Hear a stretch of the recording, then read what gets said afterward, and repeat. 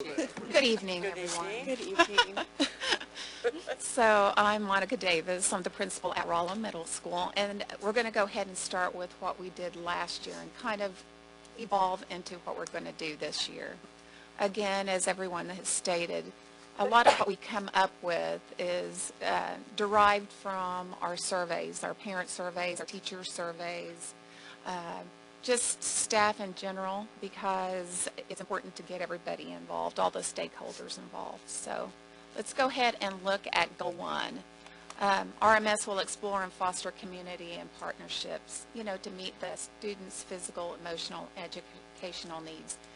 This is a huge one for me, and we're on year 3 of getting the PTO involved, and they have just been part of our culture now, I would say, that they are in our building daily, whether they're volunteering or asking for help or giving us help. A lot of the things that we're doing, and why I put ongoing, is they're still helping us with those things. We're not going to stop the kindness campaign or the parent-teacher conferences, but they're very, very involved. Two, on the community involvement, we also do a lot of things with Rotary and the downtown business. But Dr. Fleming's going to hit on that a little bit later, because we've added a few components to that, and I think it's important to go ahead and highlight those as well. So last year's goal was to foster an adaptive learning community and inspire just the passion of learning with our staff through our professional development days. But it doesn't just stop there. Our teachers are okay with meeting before and after school to discuss progress, to discuss data, anything that's going to enhance learning and how to reach these kids. And not only the kids, but the parents. We can't do our jobs without making sure that our parents are on board with what we do. And the only way to do that is not only showing them the data, but maybe hearing their concerns. I'd love to say that everybody had a positive experience when they were in school, but not always. So sometimes we have to kind of walk them through that. And the only way to do that is to get them involved and make them feel welcome in coming to Rolla Middle School. As you know, by many presentations, including with our superintendents, is technology has always been big in our district. And it says that we're required the 6 technology hours, but I can assure you that we go way beyond that, and it's easy to do. There's a lot of training going on, and we bring it in different facets of that. It's not just with learning Chrome and iPads, but it's also different programs that are ever changing throughout our community and our websites. And believe me, there's a lot of salesmen that love to just bring things in, and some of them are good and some of them are iffy. But we have great teachers that love to learn more about things like that. I also wanted to talk to you about our attendance rate. And although this looks like, 91%, this is 90% of our students being in attendance 90% of the time. So it looks like we've gone down a little bit, and we have. I'm still not really concerned because we're still above the state average. And on our normal attendance rate, we are almost always above that district-wide. Rolla Middle School has around 1,000 kids, but they want to be at school. So we run our own totals, and we usually run around 96, 97%, which is really, really high for that many kids. Goal 3 will enhance instruction through the use of technology. Again, I hit this, but this is also ongoing because we are still continuing to learn about the NWA and the SGM data collection. Anything that will give us some feedback on how kids are doing, how we're going to be able to help them, what we need to do as educators as far as that. And I wanted to kind of hit a little bit about this because we had this as a goal, but Mr. Hauck is going to explain a little bit farther how we're taking this one step further with our kids who we consider bubble kids. Those are the kids that don't fall for a 504 or an IEP. And there's so many different criterias. It's actually, I could take another board meeting to explain that. But those are the kids that are really not receiving additional help other than after school and before school tutoring, which our faculty is nothing but pleased to do, but we're taking it a little bit step further. So I'm really, really excited for you guys to kind of hear what we're doing with that. Again, we continue to monitor our use for Chromebooks, iPads, and any kind of technology that our staff needs and believes that it is important. I believe one of my colleagues said that technology is great, but it's not the cure-all. We still need good hard teaching, and the writing, reading, and arithmetic it's pretty important. If you don't have that, this kind of becomes a moot point. So we're going to hit with the school improvement plan, and I am really honored to introduce Dr. Gwen Fleming. Thank you, Dr. Davis. Good evening. We're pretty excited, as every year, to have this school improvement plan to talk about the goals that we plan to achieve, hopefully, within this next school year. The first one we're keeping is the same goal as Goal 1. Again, we're looking to explore and foster the various community partnerships that we have, not only to meet the educational needs of students, but to also meet the physical and the emotional needs of students. So the first part of Goal 1 is that we will continue to include Rolla's PTO with the various events and school functions. Dr. Davis hit the nail on the head right there. We have a fabulous PTO. They're always willing to help and give back. And where this is evolving a little bit for this year is we're actually planning on working with the PTO and getting some help, hopefully, to have them provide MAP incentives for all of our students this year. So that's how our goal has kind of evolved with the PTO. The second part of Goal 1, again, we're working on talking to community clubs, community organizations, strengthening that community school partnership. So we have worked with Rotary Club. They've been fabulous. Rolla Downtown Business Association and Celebrations of Nations Committee. There's a second component that's fairly new this year. We've been talking, and we really feel like there needs to be a mental health piece and a health piece to our students, because again, we're trying to meet those emotional and those physical needs of our students, as well as the educational needs. So we are very happy to have some wonderful community organizations that hopefully will help us meet that goal. Compass Health, this is our second year to having a Compass Health school counselor on site. It has been a fabulous resource that we have. This year, though, we have a new school counselor, Miss Megan Harris. She already has 28 kids from Rolla Middle School that she's seen. She's nearly at her max load. Those come from referrals. So parents whose students are seeing her talk wonderfully about it. They're very happy that there's a counselor on site. Of course, we have wonderful counselors of our own, Mr. Aaron Bartle, Mrs. Jarena Fleshman, but this is just another resource to meet that, that goal. Prevention consultants, they do a lot with Rolla Middle School, and we want to say thank you to Mr. Jamie Myers and his wonderful staff. Currently, they're working on a drug prevention program with 4th, 5th, and 6th graders, the two good for drugs. We know that's an important piece, so they've come in and they've started working with that, and it's really going quite well. As well as we also know that Prevention Consultants, it does have a mentoring program that they provide for after school.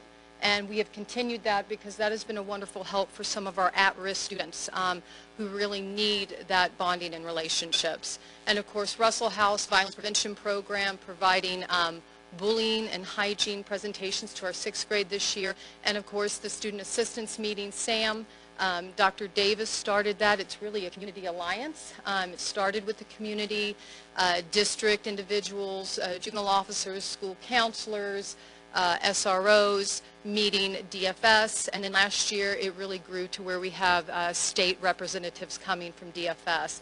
And so again, we're looking at individual student cases and how can we best help them? Is that something that we can do within the school through SAT, or is that something else that we can do in terms of working with these community partnerships? So we're very excited of where that's going.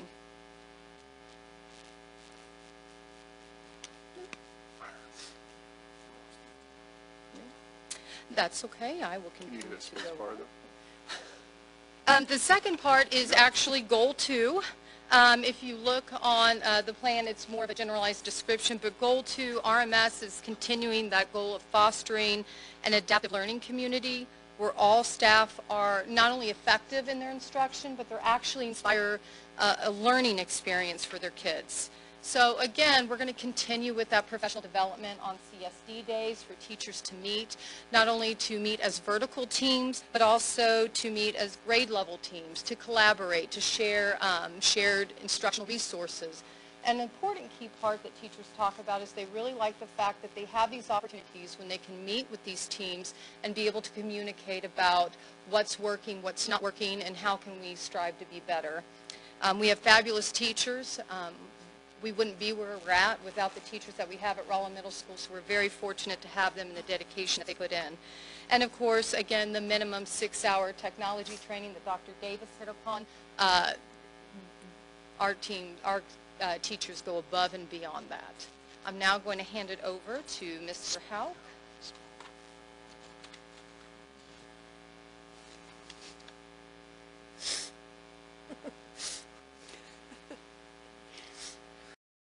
Excited to share the great things that are going on in Rolla Middle School. And now we have it working again. Perfect. Thank you, Dr. Fleming. What I want to start is some of the great things that we're doing to enhance our instruction, especially using the technology in our classroom, which has been an ongoing process for us, I think, as a district, but especially at the middle school. And this year, included in that is changing our intervention time, or RTI time. We call it Pride Time. We have it Tuesday, Wednesdays, and Thursdays during the week, and it is 25 minutes we block off during that time just to intervene in a variety of aspects. We have done that for years, where teachers have been working in language arts or math, working in social skills for some content areas, or whatever needs the teachers may see. This year, as administrators, we have taken it to another level ourselves to get involved in that, which is the first time we've done that since I've been at the middle school. And myself, I have taken what I call the lead group, Learning Expectations and Attitudes Differently. And the way I determined that was I took the top 15 discipline referrals from our current 5th and 6th graders from last year. And we are working on just different attitudes and behaviors, how to improve those, try and stay out of the office a little bit. And we have mixed results. Some students, unfortunately, still are seeing us in the office a little bit more than what we want, but some of them are shining with that, are actually kind of graduating from the program. Dr. Davis, Dr. Fleming, and Mr. Bartle are going to work on reading interventions for some of the students who maybe have yet to qualify for an IP, or who may not be able to qualify for an IP or 504, and so we're trying to intervene in those areas. Another focus that we have found is just handwriting skills, cursive writing, and so we're using a lot of our exploratory teachers to work on that skill as well. Interesting to see 4th, 5th, and 6th graders who don't know how to sign their name. And so something that we're just taking as an extra step for some of our students who may not need help in the other areas. And so we're excited to see the results by the end of the year of what that does. We have been doing that since Labor Day, so still a little too early to tell the final results, but we are very excited about the progress we're seeing so far. As far as other technology that we're using, teachers are using the results from the NWA, their SGMs that they're given inside of their classroom to decide their needs and what the students might be able to get from them, and we rotate through those with high areas or low areas, students who may be struggling on a specific concept like even single-digit addition or multiplication. And so it's very specific information that we're trying to focus on and group together to benefit our students. We do use Chromebooks, iPads, and document cameras.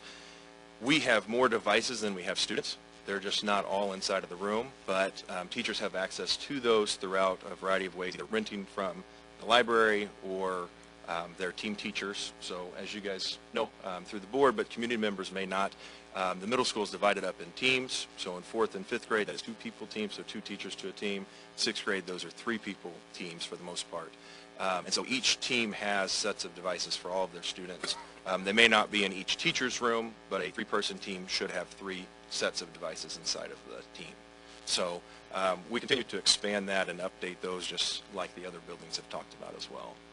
On goal 4, we are trying to continue to support the academic and social support.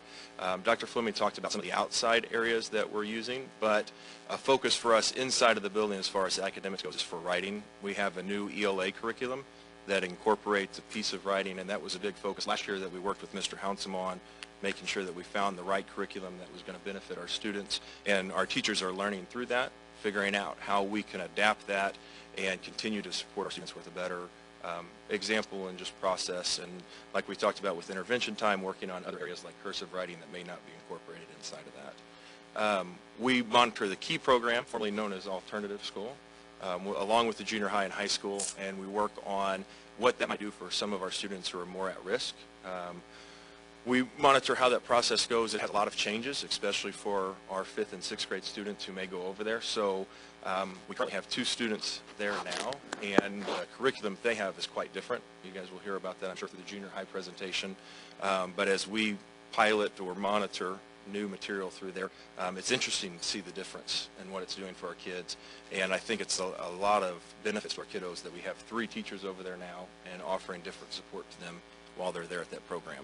And then we'll continue to use data throughout the year and look at our MAP data in the spring to determine our goals for next year and see where we can continue to improve. The last goal is more for us as administrators, and we take a lot of this based off of our surveys that Dr. Davis talked about earlier, but we want to continue to grow and improve and kind of set the example for our teachers. As we expect them to get training and grow themselves, we want to be the leaders in that as well. Dr. Fleming and I are still relatively new administrators, my 3rd year, her 2nd year. So we are in the Missouri Leadership Development Series, which is a program run by the Regional Professional Development Center here in town. And so we get training about once a month where we go in or they come to us and continue to support us as administrators and just continue to learn what it means to be an administrator and how we can improve. And then, of course, the support staff we have with Dr. Davis and the other administrators I know are a great help to both of us as well as we continue to improve. We talked about some of our work in the intervention. That was a need that we felt we could show teachers that we are there to help as well, that it's not just them taking on more and looking at more data. We're there to also be right there in the trenches, working through that and supporting them as well. And then finally, we just want to continue to learn and improve through feedback that we get from you guys, from the community, and from parents, and continue to try and improve the middle school as best we can. So with that, I'm going to pass it back over to Dr. Davis. So now it's time. I welcome any questions. I remember when the acronym KEYS became what we use, but I no longer remember what that stands for. And Mr. Hounsum, would you like to? Knowledge empowers you. Dr. Salas, did I get that right? I want to make sure. You did. Yeah, all right. Yeah, that's it. Yeah. And so the transition has gone well, and what, this is the 2nd year of having the 4th graders in the building? Third year. So It has gone really well, very actually. smooth, yeah. Yeah, you know, every year for the last 3 years, I get asked that. Uh-huh. And all kids, I've been fortunate enough to be in a K-12 all the way through. All of them want the same attention. It's just the way that they get it. It may be different. But, yeah, I really don't see that it was that big of a drastic change for us. And then I know the PTO has been really important, hasn't It really has.